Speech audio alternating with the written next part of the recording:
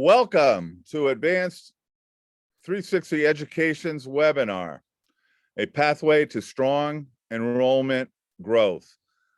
We want to thank all of you for joining this morning. I'm Elliot Huron, and I'm joined by my co-host, Anya Brzezinski. Good morning. So just a little bit about Advanced 360. Advanced 360 Education is a data-focused digital marketing company providing end-to-end enrollment campaign strategy and execution. We leverage data across PPC and SEM, social media, mobile campaigns, and more to drive quality leads in a complex, competitive, and ever-changing digital landscape. We pride ourselves in targeting your best prospective student while increasing your enrollment and maximizing your ROI. So that's a little bit about Advanced 360 Education. So let's get started. If you have any questions, please save them to the end of the presentation, or you're welcome to place them in the chat. Our presenter this morning is Joel Espinoza. Joel Espinoza's key areas of focus with Advanced 360 Education happens to be on audience development and channel strategy with an emphasis on social media. In his role, Joel is responsible for planning, strategy, and nurturing clients who are running marketing campaigns with Advanced 360 Education. Joel holds a BS in Urban and Regional Planning, graduating magna cum laude from Cal State Polytech University in Pomona. Let me turn this presentation over now to our presenter, Joel Espinoza. Thank you, Elliot, and welcome. I hope everyone is doing well. As Elliot mentioned, my name is Joel Espinoza, and my co-hosts are Elliot Huron and Anya Brzezinski. Why don't we get started? Today's topic is decrease your enrollment declines. And so we want to make sure that we're making enough time for all of the questions and all of the concerns or anything else that you may have in mind. Let me start with the agenda here. We're going to really talk a little bit about mobile addiction. I think that it's a very prominent topic. It certainly is on everyone's mind. And all you need to do to see mobile addiction in action is go to any public place and you will see people holding their phones right up to their face, right? And you wonder how people are traversing through life without their phones. We're going to look at platform usage versus preferences. This is a really hot topic right now because we're hearing a lot of people that you have to jump onto this platform, you've got to do this, you got to do that. And we want to sort of demystify a little bit of the usage versus the preferences. We want to also talk about search, the way people are searching, in particular, how certain generations are using search or the lack thereof. And so I want to be very clear that searching is really changing from a generational standpoint. We also want to touch a little bit about video importance because we have some fascinating stats, and obviously, we've become sort of a streaming culture where we want to watch everything. And with video, we're also going to talk a little bit about creative and some creative strategies and treatments that'll be very, very useful, that'll kind of tie in the agenda. And then, of course, we want to talk about data and market intelligence. And I think if you've been on any of our webinars in the past, you've heard about this, but even more than ever, data and market intelligence is what's tying in the entire strategy when we're talking about channel usage, when we're talking about messaging, creative strategies, among other things. And so that becomes the really big key. I also want to, ask Anya if she has any thoughts on, what we're going on and a little bit about our company.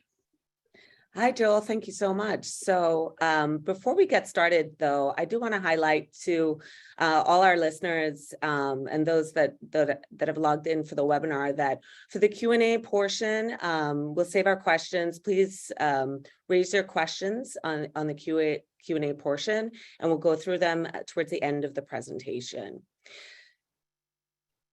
All right, so terrific. So as we go into a little bit more about our company, Advanced 360 is a media publishing company. We have major investments in Discovery Communications, Charter Communications, Reddit, and really started our background in news and information. So we're a 100-year-old company with a backbone in news and information. And over the last 10 to 15 years, created Advanced 360 Education. So Advanced 360 Education serves the higher ed and the education sector as a whole, providing digital solutions to help boost student enrollment. Joel, did I leave anything out? Anything else you want to add? No, but I think that there is one thing that you left out is Okay. Advanced 360 is part of this larger company. And what makes us so successful is we have interdepartment chats with a lot of our other employees and colleagues. For example, we have advanced real estate, advanced healthcare, advanced retail, advanced automotive. And sometimes there is a need that grows out of the automotive side or the health side, and we're able to utilize the same technology and some of the same tactics that we can employ in education. And that's been sort of a successful piece that we've been able to employ and bring out emerging technologies, bring out other options that were never necessarily offered in the education sector.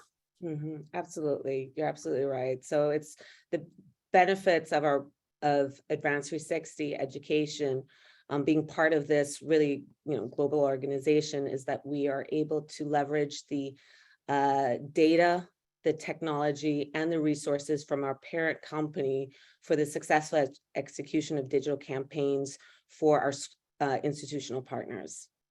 Absolutely. And so, as I mentioned, we started to talk a little bit about mobile addiction, right?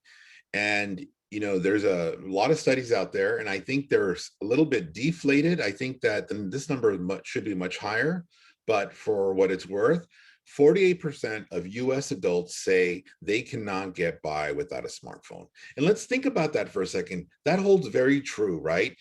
Everything that we can do now that we used to once be able to do in person, we can do on a smartphone. In fact, I actually purchased my home a few years ago strictly by my phone, and then I refinanced 100% on my phone. There was no need to go to a notary public. There wasn't a need to do anything. And when we think about that, think of all the different things that we do with our phones. We have our bill paying, we have our financial statements, we have our healthcare, we have all of our social media, the way we connect with people. And so rightfully so, our phones have become part of our lifelines, an extension of ourselves, right? And there are those that have 2 and 3 cell phones for work and whatever else that may be. So this is a really interesting stat that continues to tell us that we're getting more and more mobile. Now, the one thing I want to make clear here is we're going to talk intergenerational. And so I want you all thinking, because I'm part of an old generation. I was born in the early 1980s. And I didn't grow up with the cell phone. But as we talk about intergenerational here, I want to make clear that there are some of the generations that were brought up exclusively on cell phones, on iPads. And that's where we start thinking about how do we then leverage that understanding and that behavior and use it in a way where we can impact marketing, impact enrollment, among other things. All right. The other startling stat is 41% of teenagers, now these are not adults, these are just teenagers, feel that they're overwhelmed by the quantity of notifications they receive on a daily basis.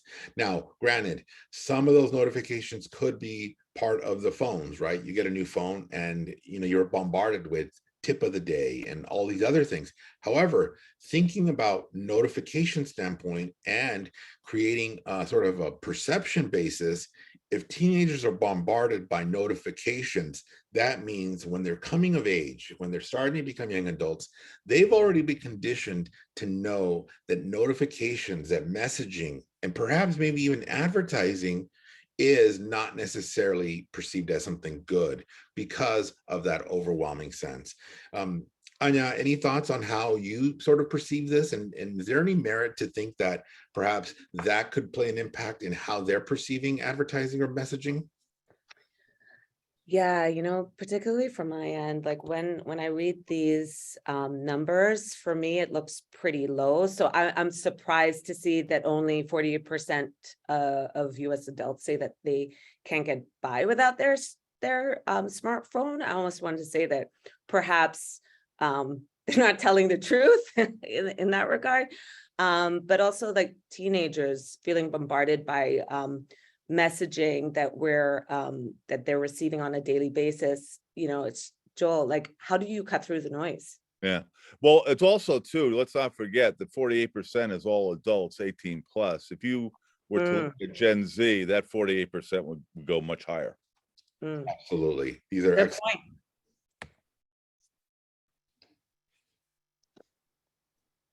So when we think about the state of cell phone usage, here are some sort of startling stats. And, I'm not here to read all of them, but here are a couple of takeaways that I see. On bullet point number 2, the average smartphone user will actually click, tap, swipe, screenshot, or do something on their screen over 2,617 times a day. And if you think about it, the moment you wake up, you're immediately swiping, you're tapping, moving left or right. And so that is part of a behavior that occurs to everyone owning a smartphone, right? To start your phone, you have to either press it to wake it up or whatever it may be. Then the other stat that I think is also very alarming is 87%, and this is the bullet right below that, 87% of smartphone users check their device within an hour of going to sleep or waking up. Again, I think this is also a little bit deflated, especially as you get into younger generations, because I know that they probably put their phone down after they go to sleep, and they probably wake up with their phones in their hands, right? But when we think about usage, when we think about visibility, if you have any family that are a part of Gen Z, you know that if you text them at any time of day, they will respond back, right? I know that if I text my nephew right now or at 11 p.m., he will respond right away. So it tells us that they're visible, they're present on their phones. Whether or not they want to respond, whether or not they want to engage, that's another story. And that conversation is just for a few minutes later. The last piece I want to also mention is, with all of this swiping, with all of this noise, the average young person sees over 3,000 ads per day. And that's a combination of TV, internet, billboards, and in magazines. Now, think about this about a young person. How many young people do you know are actually reading magazines? How many of them you think they're out looking at billboards? And how many do you think are actually watching TV? Right? So when we think about the bigger picture, this is really a lot on their devices.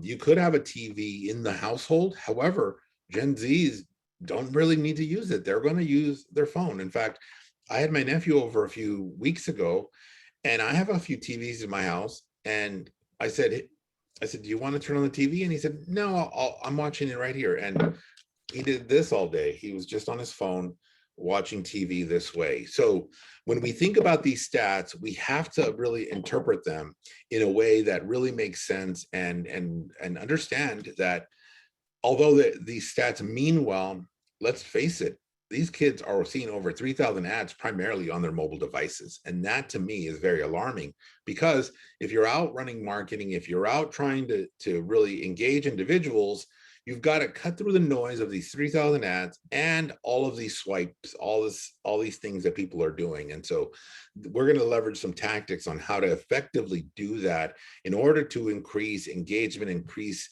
your visibility in the marketplace. Elliot, Anya, you'd like to add anything here? Yeah, I mean, data and audience targeting really becomes important.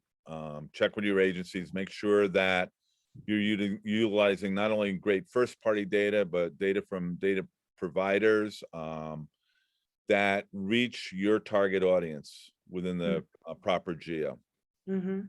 And also ensure that you are reaching them on the devices that your message is reaching them on the devices that they're most and the platforms that they're most active on. So, as I say that, I think of some of the institutional partners that we have spoken to, over the past year, and some are not employing text messaging throughout their outreach strategy to reach prospective students. And while others are more sophisticated in their outreach and have that texting as part of their communication strategy, I think that it's important to, the numbers tell us right in front of us that if you want to reach your audience, you have to meet them where they are at. Absolutely, 100%. And the other thing about cell phone usage, when we think about it, is from a generational standpoint, 18 to 29-year-olds, 22% and even more are checking their device every single day, every single minute, whereas older individuals that are part of sort of the millennial crowd, they spend and they actually are budgeting time to be on social media, but they're not on their phones as much. And so what does this tell us about individuals? So from an admission standpoint is if you're already engaging in texting with somebody that's part of the Gen Z crowd, that would be 18 to 28 or so, or maybe a little bit younger. If you're texting with them, you can almost be certain that they've received the message. If they're not engaging or responding back, it means that it might be time for a message refresh. And I'll tell you why. We've worked with a lot of schools that are messaging. And the thing is that if the stats are telling us that these individuals are getting them, and they're checking their phones every single minute, it's almost like you have a son or daughter where you text them and they read the message, and then you ask them a little later, hey, I sent you a message, you get it? And they'll say, yeah, I got your message. But you're asking, why didn't you respond? It's that sort of phenomena that occurs where individuals are getting your message. They are reading it, they're interpreting it correctly, but they're going to respond, they're going to engage on their terms. And I think that's what the phenomena is about, is, gone are the days where you're going to have that, back and forth. We're seeing now that they're doing things on their terms, and right, wrong, or indifferent, that's not the conversation for today. The conversation is, what do we need to do to stay in front of them and make sure that we're top of mind and that we can continue to be front and center from them, from either the pre-lead perspective or the engagement aspect or the pre-enrollment area. And I think that's going to be key. The other thing that to think about here is cell phones continue to evolve. And as they continue to evolve and we bring out new features, we bring out new types of devices, stronger broadband. I know that they're making huge investments in Wi-Fi in many areas. There will be no sense of understanding that we're reaching a point now where every prospect, every student will have a cell phone. Every adult will have a cell phone. And we're closing the gap on people having Wi-Fi and high-speed internet and these things. And so when we think about those types of things, is what do we need to do to make sure that our creative or our videos are loading faster and all these other things? These are all the little intangibles that become very, very present and top of mind as we continue to have this discussion. Again, if you do have any questions, I want to make sure that we're utilizing the Q&A. The Q&A box may be below you, it may be above you, depending on how you're connected with us today. So if you do have a question, make sure that you do add it into the Q&A box. All right, let's get into platform usage versus preference. This is a big topic here. And I want to bring something up that's very near and dear to my heart. I used to be the director of social media, and so social media is still very, very present and top of mind for me. Well, you're looking here at a recent study, and you're seeing right now that Facebook is still the highest social media network used in the United States. And this is coming off of a recent study of all adults, that Facebook is used by 78% of adults. Now, I want to make sure that we are very clear here. I know that there is some negativity towards the platform. I know that there's a lot of people that are abandoning the platform. Be that as it may, I'm not discounting that. I want to make sure that we understand that they are still people are still using in some way, shape, or form a Facebook, or better known as a Meta product, which counts as Facebook, whether it be Messenger or the like. Now, I also want to make sure that we're not clumping Instagram here in those stats. You'll see Instagram in number 3. YouTube is still a big favorite of individuals, right? And you see TikTok as an aggregate in 4th place, Snapchat, Twitter, Pinterest, and you see the list go down. The reason that this is becoming very, very appealing to me and very eye-opening is we sometimes are quick to rush when we're thinking about marketing. We're saying, we've got to rush and we got to be on this channel platform. We got to do marketing here. We got to do marketing there. I think the real analysis is understanding who your targeted audience is, and also take away your personal bias towards a platform, because there is value in understanding where that audience may be, and that could be on Facebook. When we look at it a little deeper and break down Facebook usage as an example by age and gender, right, we can see there is a startling statistic here that really opens the eye. And Anya, do you want to talk to us about this statistic and what that means from a proportional generational aspect? Sure. So I think just to summarize a little bit more about what you've shared, it really just depends. The platforms you choose really depends on the audience that you're seeking, right? So when we look at the 18 to, on this chart, the 18 to 34 age bracket, we see that both male and female, the majority of them are on Facebook, or Meta, let's call it what it really is, right? So Meta, Facebook and Instagram, which when we look at, and that audience represents, that 18 to 24 age group represents both 18 to 34, I'm sorry, represents Gen Zs and millennials. So while, when everyone gets so caught up in the buzzwords of, TikTok is new and fast and expanding, and look at what about Snapchat or all these various channels, let's not discount still the significance of the Meta platforms to the audiences that you're trying to reach. Anything you'd like to add, Elliot? No, you said it very well. Although TikTok has been taking market share away from obviously Facebook and other platforms, Now, including Google as a search engine. Elliot, you bring up a good point, because when we isolate a generation, and here we're isolating Gen Z, what this bar represents is today, you can see at the top of social media users, right? You can see the very top is Snapchat, followed by TikTok, which is this gray, and then Instagram, which is, I believe it's sort of a black line, and then you can see Facebook, the red below that, and then the others that follow.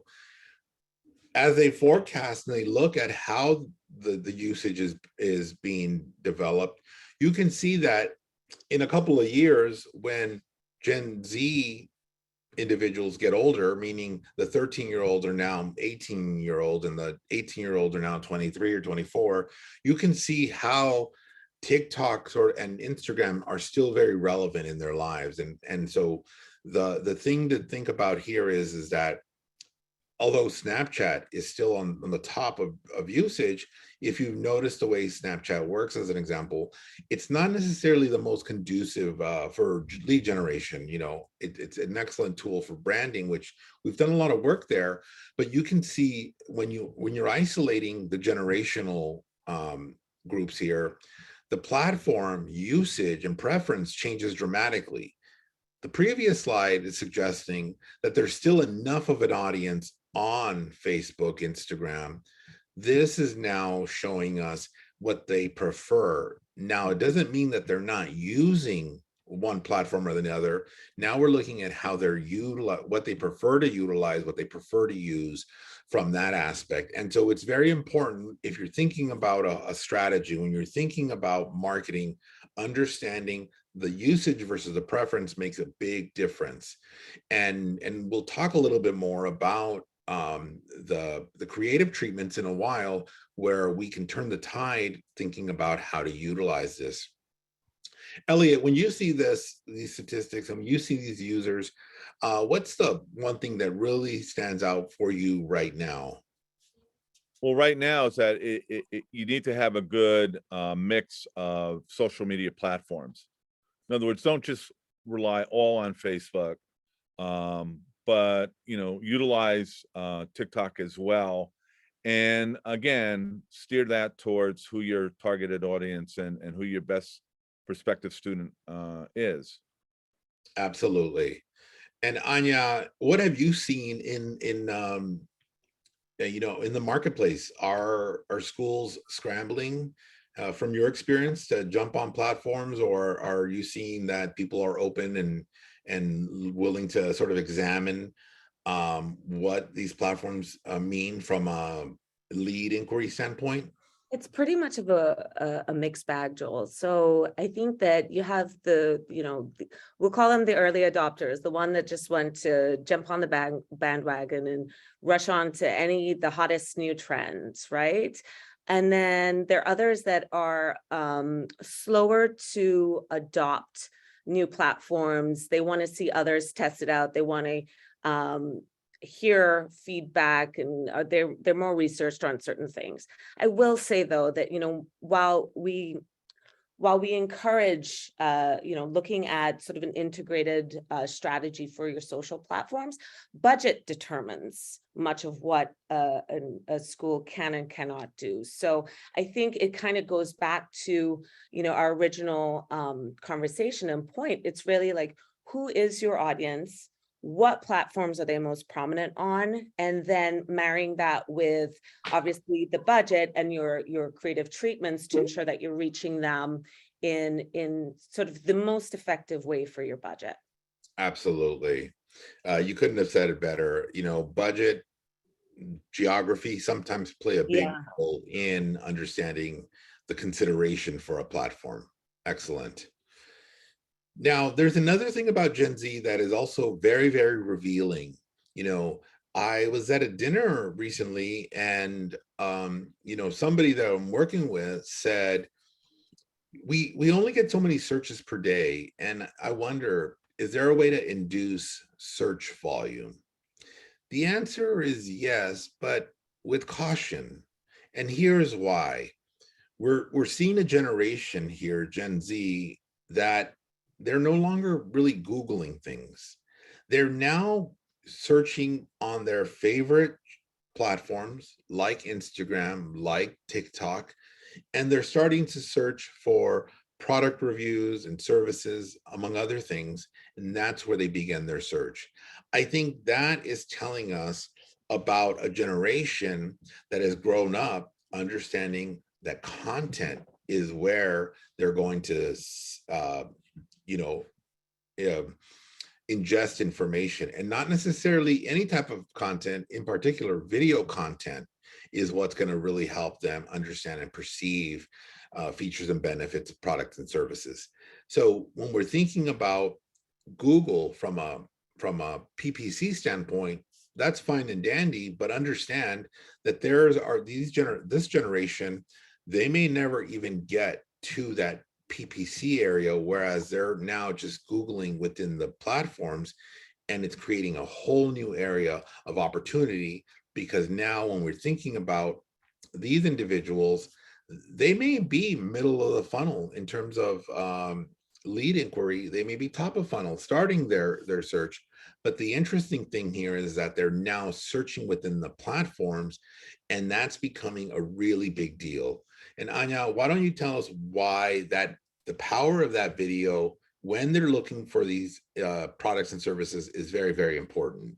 Well, I'm going to step back like 1 second, because I'm going to ask you a couple of things, because I'm personally fascinated by this whole trend of searching for different things and products and reviews on other platforms, not Google. So can you give us an example of a particular case, say I'm a 16-year-old, I'm a 17-year-old, and I'm looking for a new iPhone. Like what, are you telling me that 16 and 17-year-olds, they're not going to Google?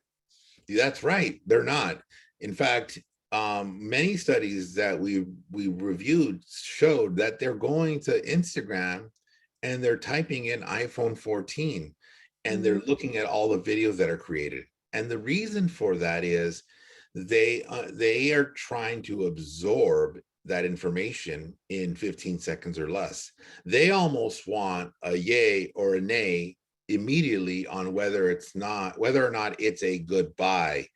If you think about it, is we developed a society where they're going to make their decision based on a really small amount of information. These generations are really understanding that there's enough in 15 to 20 second worth of video that's going to influence them to make a decision. And I think that's why when we think of TikTok, for example, the influencer marketing category is buzzing with information. I'll give you a quick tip if you are using TikTok or if you're not using TikTok. If you're ever in the market to buy something, to purchase something, type in that product with the word partner, and you'll get a ton of videos that somebody will be showcasing that product and give you a discount code. Now, I bring that up because I'm seeing that on Facebook or on TikTok a lot. And surely enough, I went on there and I typed in Dyson vacuum partner. And sure enough, there was a video. There was a ton of videos where I clicked and watched one and they said, hey guys, I want to really help you enjoy this vacuum. Here, click on my bio for a coupon code, or you're going to save 20% on it. And so when we think about what I just said there is we're conditioning individuals, and especially a whole generation that are sort of living off of these videos, to know that there is a step-by-step process of understanding how they're going to do their research, how they're going to use their phones to do that analysis and really make a decision based on what they're looking for. And I think that's very key. And speaking about the power, if I may, and speaking about the power of video, Joel, let's not forget that YouTube remains the second largest search engine in the country. So yeah, and the stats here are very, very revealing of that 66% of people prefer to watch a short video over a product or service. I remember a time where you'd buy something and you'd get a big pamphlet and you'd have to read through it to understand the features and benefits of something, whether it was a piece of furniture or an electronic device or whatever it may be. Now you're getting either a link to a video, and we're seeing that video is helping us cross that bridge. 18% of people would rather read a text-based article, website, or post. And I think that you all are seeing the same thing, is that we're seeing that we have to digitize everything and make it into short videos for absorption rates, because we know that now viewers can absorb 95% of the message while watching a video. And I think that's the reason why video consumption continues to increase. But with the caveat, it has to be short bits of information in these videos, right? These generations, especially the younger generations, they're not going to watch these 20, 30 videos on a topic. They're watching condensed versions, and that's the secret sauce of why TikTok has become so successful, is being able to absorb a small amount of information in a short period of time. I think that's been the key. And if I might add, I think that if it's the short form, so when you say short form video, it's getting to the point right away, right? But I think that it's also the frequency of message, right? So it's not just about having these short forms of your message, but showing it frequently enough so that the message resonates with the audience. Absolutely. So we get to a point where, how do we cut through the noise, and how do we make sense of which channels to use And how do we make those channels maximize our efficiency? Well, it all starts with using quality data within any of those channels, right? Data sources that provide actionable insights to better ROI. And many of you that have worked with us know that we rely on our data to make sure that your marketing campaigns are maximizing the opportunities. The key here is knowing that we're able to use data in a way unlike ever before, where we're not relying on the platforms to provide us the information. We're sending data directly in there. Now, keeping this sort of agnostic is make sure that if you are running marketing campaigns with whomever you're running them with, make sure that you're using data that allows you to verify the individuals that you're marketing to. Because again, we're living in a time where people are self-disclosing information on either social media or certain platforms, and yet there's no validity towards that.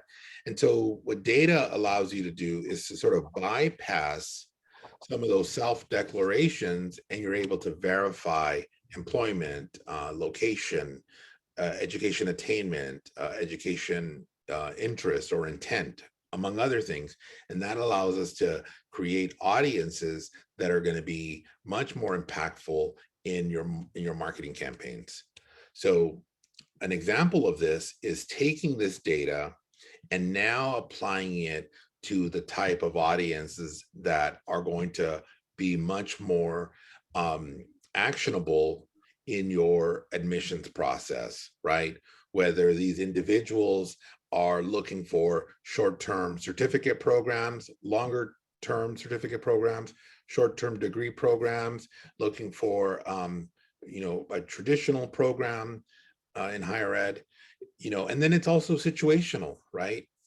Individuals that are experiencing layoffs, or furloughs from, we're seeing that Amazon and a few other of these big employers are laying people off because the demand has dropped, right? We're also seeing that high school students are graduating high school and they're not necessarily doing much of anything. And it's a sort of a hangover from COVID where high school students kind of are given a little bit extra time to figure out what they want to do. So whether it's an intent or a situational or a behavioral thing, data allows you to ensure that you're going to identify those individuals at the right place at the right time. And then you ask yourself, well, what can we do with these audiences? And the short answer is we can find where these individuals reside on their phones, right? Whether they're using a Meta product, they're using TikTok, they're using YouTube or Snapchat, whatever it may be. A data management platform will tell you exactly where an individual is consuming most of their information. Now, that may not be the best place to market to them, because if you think about it, some platforms don't have a lot of marketing, right? You might be a heavy Netflix user, and to this day, Netflix still does not have any advertising. So you ask yourself, how can we make the best assessment of understanding why we're bringing up a channel or why the DMP is telling us a certain channel? Because it's telling us a sort of behavior, it's telling us a certain attribute of this user. And as I mentioned earlier in that TikTok example, where people are looking up reviews or looking for coupon codes or looking up for information, it tells us that that individual is going to be a short form or short video. And so if we're going to engage that individual on a different channel, we should use the same methodology based on their viewing and consumption preferences. Anya, I know that you had sort of some thoughts here and you wanted to sort of bring them out. Well, I think that it's, you mentioned DMP, and I think it's good for you to kind of go into what that means for the for our listeners first and our viewers first before we kind of get into more. Yeah, a DMP is an acronym for Data Management Platform. A data management platform is basically think of a large suitcase that holds all of our data. So when we start talking about all these audiences are built off of the data. The data then is housed in this sort of a suitcase or file cabinet. The DMP acts as a file cabinet that allows us to create these audiences within the file cabinet. So we're filing audiences, and that DMP then allows us to then create audiences that tell us where they're consuming it, information and content and things of that nature.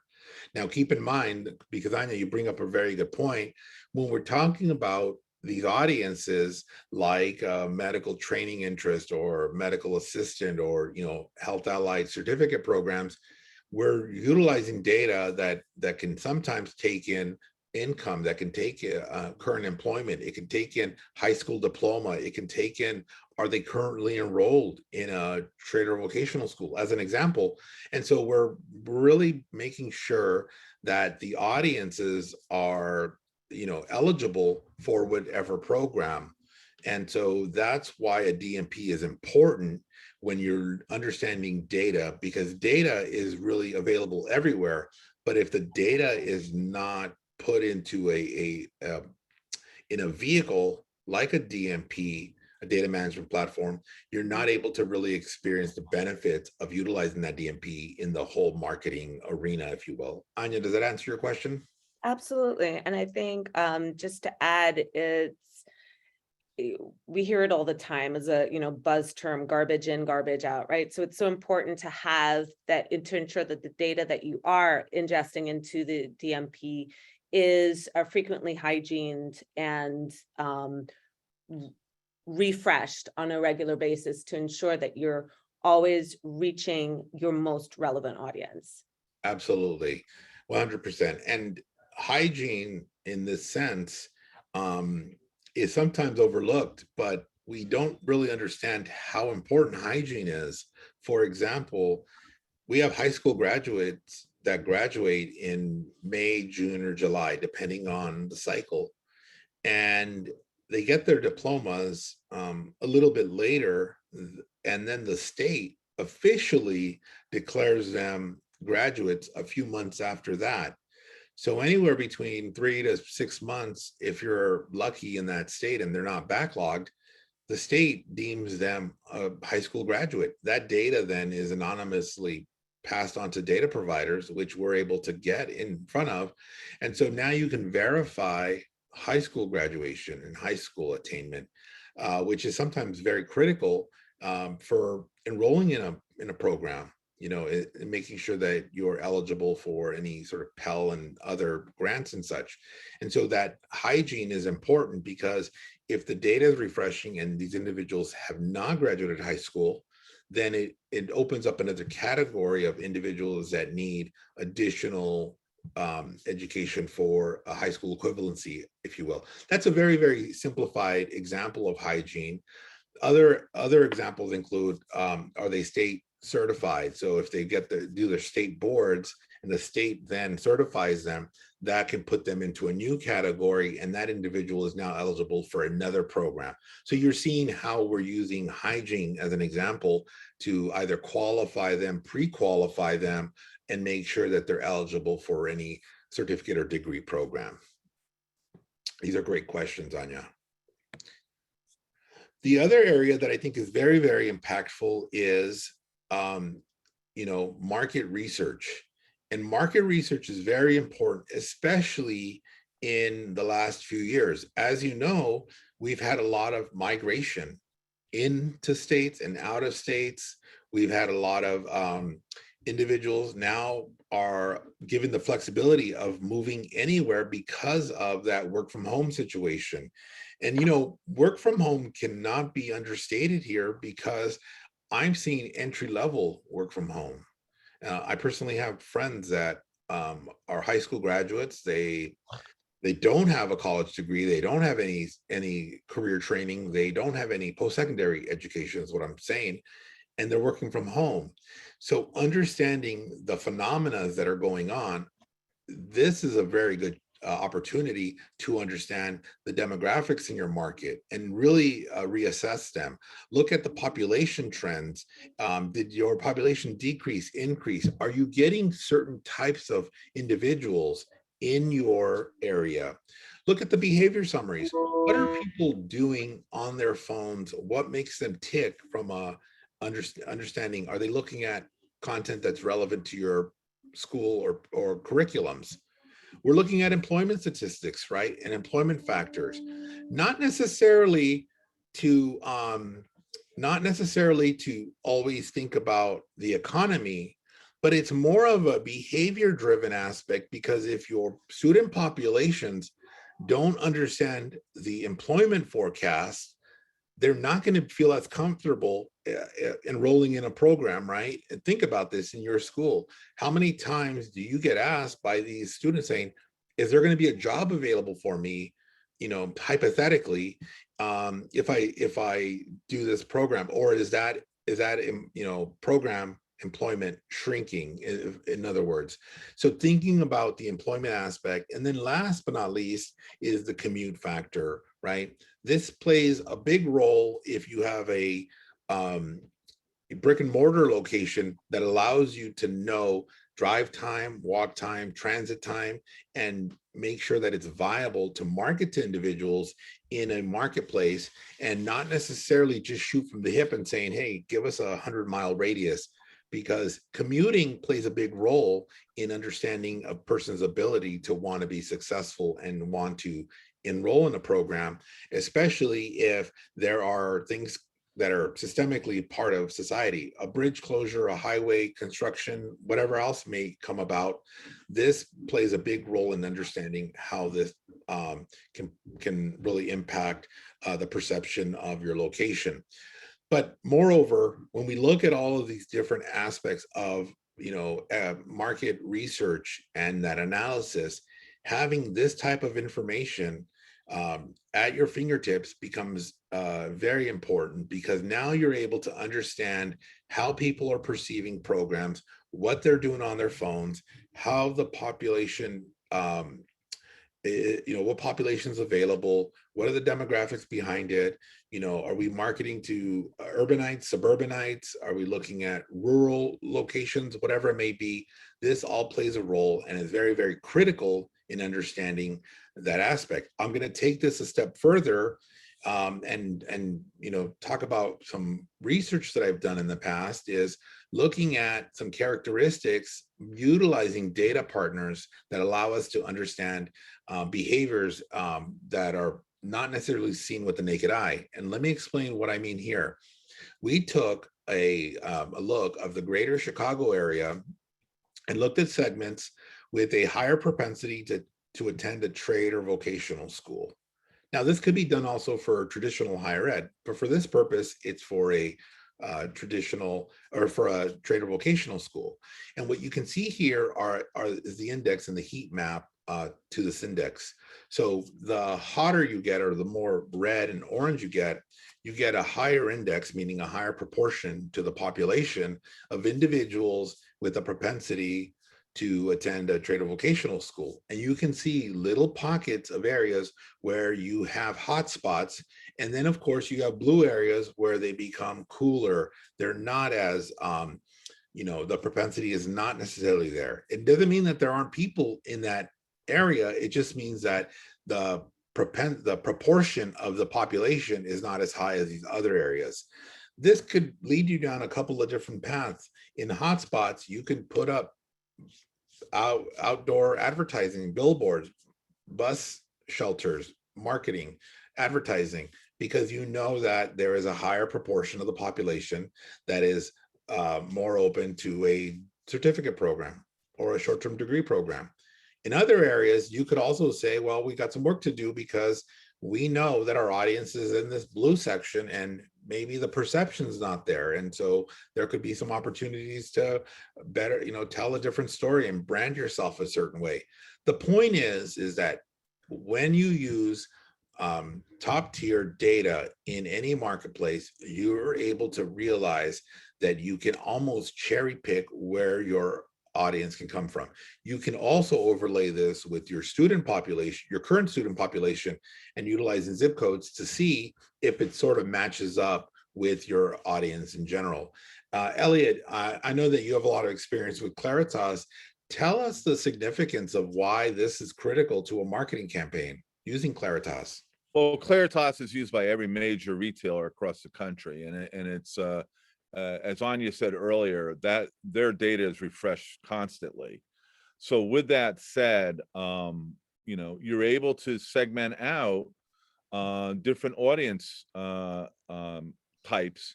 And now all you need to do, once you understand the makeup of where those prospective students are coming from, is just to, you know, find the right creative that will resonate with them.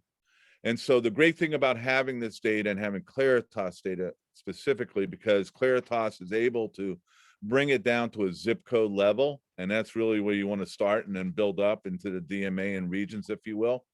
But then you know exactly who you're reaching in those geos. And now the last leg of it is just to develop the creative that will activate that student. Absolutely. And I want to be conscious of the time. So I will move into creative. There are a couple of pieces of creative that we want to make sure that we cover. It's content, messaging, and A/B testing. And with that said, I want to kind of go into the types of creative that we are currently utilizing in the marketplace for all aspects of higher ed. And you can see the type of creative that's being utilized based on the audience and based on the audience segmentation. This is very, very key. Banners, you know, display advertising, among others. I'm going to play a couple of videos, and bear with me here a little bit on the sound, because I have had some issues with sound on Zoom. Let me see if I can get this going. For the victory lap, yo. They ain't never seen nothing like this before. Lit the room when I came through the front door. Ask me if I should overcome what more. Training in the trees, please hold my sycamore. By the way, this is all highest performing creative on TikTok. This is a high performing creative on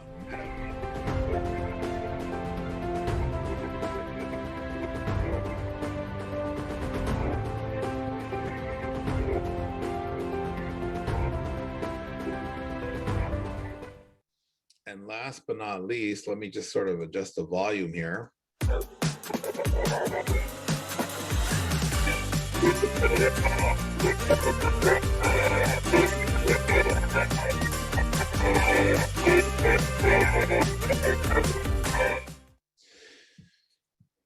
And so two of them are TikTok, one of them is Meta, but you're seeing the creative that inspires action. I want to move into a couple of different one more area here is understand that your creative should have messaging that's going to really inspire and create engagement. Now, I post this setup here because I want to show that your creative, as good as it is can it stand alone. On the left, you see a Facebook post. In the middle, you see kind of a story post that you would see on Instagram, Facebook, and even a TikTok, you know, as you swipe up. And then, of course, you're seeing an Instagram post. Some of them have text above and below, others do not. And so the question to ask yourself is, can my creative stand alone and tell my story without the additional text? And so that's kind of a key in understanding your creative and your messaging, is looking at that.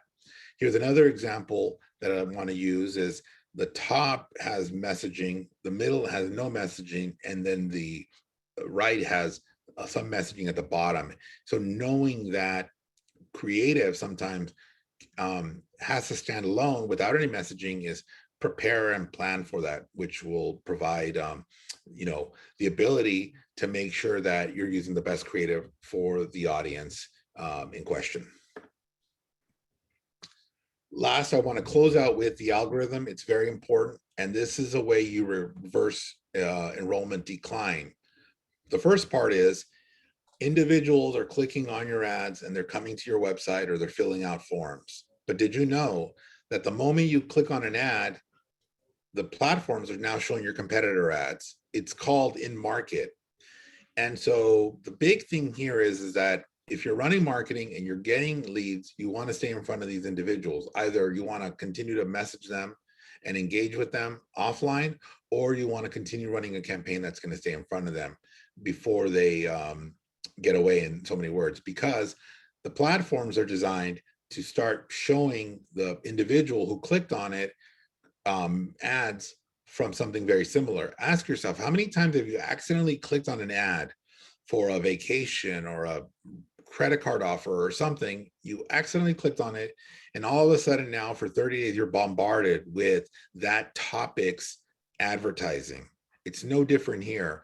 And so the algorithm is designed to capitalize or to conquest an individual. Now, there are some key strategies here, and knowing that you want to use the, battle the algorithm. But the last thing about the algorithms and creative is combat fatigue. The big thing about fatigue with creative is be steady on a budget on the platforms, right? The platforms, you need to pay to play. There's no question about that. You've got to pay for that visibility.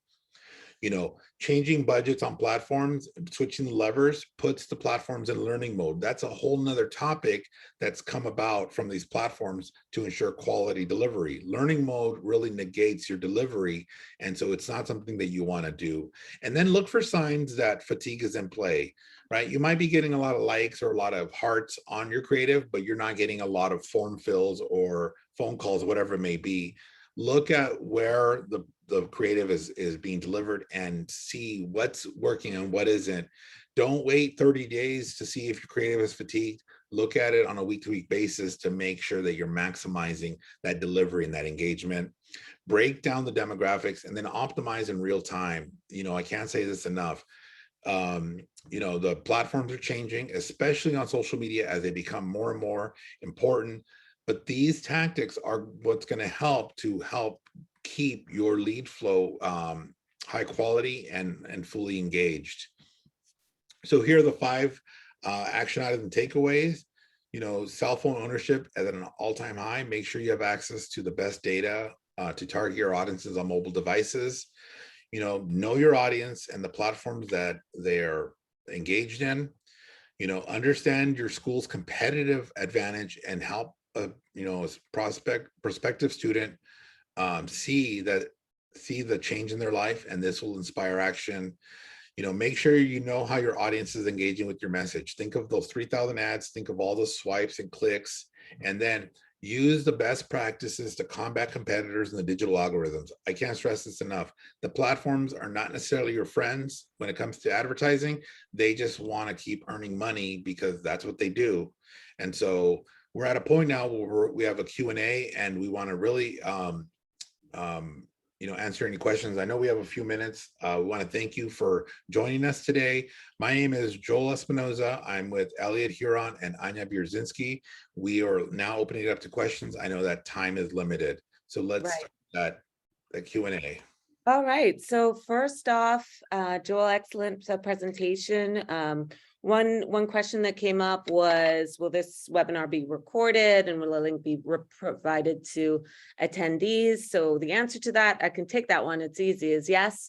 Everyone that has signed up and registered will receive a recording of the webinar for replay. First question for you, and we really only have time for 1 or 2 questions, Joel. The first is, you mentioned creative fatigue. Is there any sort of technology, or do agencies leverage technology to monitor creative fatigue? Like, how would an institution or a school owner be able to measure that? Yeah, great question. A couple of ways. There's heat mapping technology where you're able to see how people and where people are clicking or touching or swiping on your creative. But there's also metric-driven marketing, pivot tables. You can look at how people are clicking and engaging. You can do sort of performance metrics, right? Month 1, for every 1,000 impressions, we got 100 clicks, and those 100 clicks equaled 6 form fills. You can create rates based on rate by impression, rate by click, rate by form fills, etc. There are tangible ways of understanding how your creative is fatiguing, or your messaging for that matter. And so that's one way. But there are others that we could really discuss at a later time. Okay. Getting here, another question. One of the challenges I have is validating media that has a heavy brand impact, but is difficult to prove via the CRM, since there is a latent impact or versus last click. How do you navigate this issue? We have our strategist that deals exactly with this, Aaron. I want to make sure that he's able to answer this, because he actually does a lot of studies validating media, looking at first click versus last click in the attribution model. And so I don't want to misspeak on that. If we could have your information, or we'll provide our information so that we could actually have Taylor, who is our strategist on that aspect, really answer that question and provide some of the areas of opportunity that you have to really validate all that information. Because again, we're moving into an area where we have different CRMs, we have things like Zapier and Supermetrics and different platforms that are getting leads, sending leads, Salesforce, and all these other CRMs. We want to make sure that you're making the best decisions, and making sure that these leads are coming in, but that you're also knowing where they're coming from, and ultimately what's impacting your bottom line, right? If you're doing all this marketing, you want to make sure that on your back end, you're able to understand and pull in all that data to make sure that if you're running a certain campaign, you're seeing the results, whether they're positive or negative. That's what really matters in this space. I think that's all the time we have right now. I want to thank everyone for joining. Elliot, any last words? Anya, any last words? So lastly, we'll reach out to Aaron on providing more insights on how internally, because this is all about knowledge share, right? So what we do internally to show multi-channel attribution. And we'll follow up with her on that. But in closing, I just want to thank everyone for their time and appreciate all the questions. And certainly if there's anything that, any other lingering questions that that sort of percolates, throughout the day or even the week, please don't hesitate to reach out to any one of us. Thank you. And this concludes our webinar. Thank you.